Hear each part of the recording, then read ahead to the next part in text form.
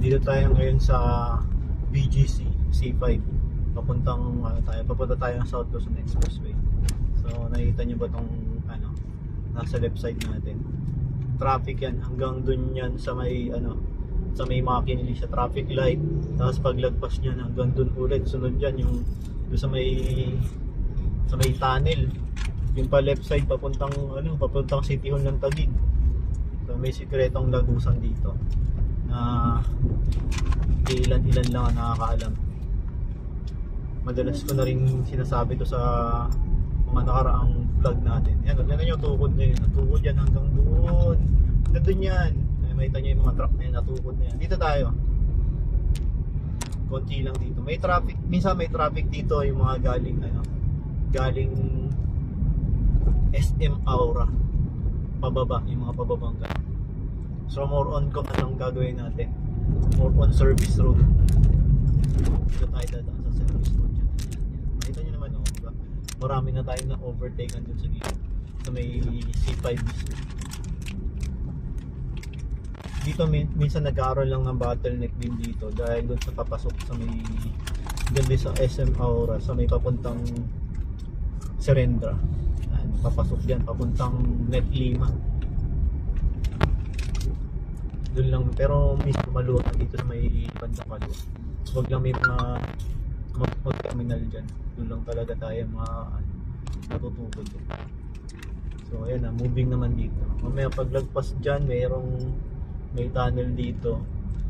Maluwag na dyan. Huwag lang talaga makatraffic sa sa SM. Medyo malaylay sa mga yung SM Oro. Yung may bilog sa taas.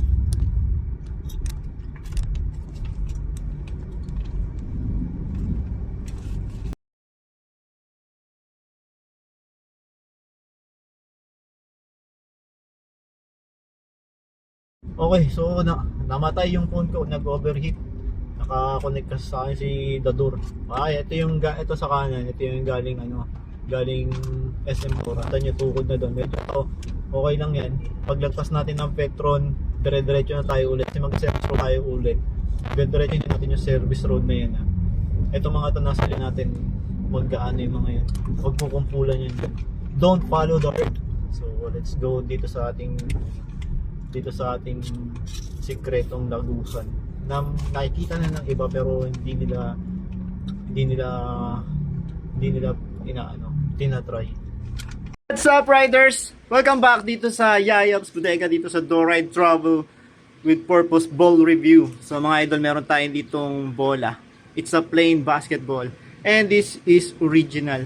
So kung nami-miss nyo si Molten GG7X na original, mga idol, pwede itong bola to. All goods tong ganitong klaseng bola.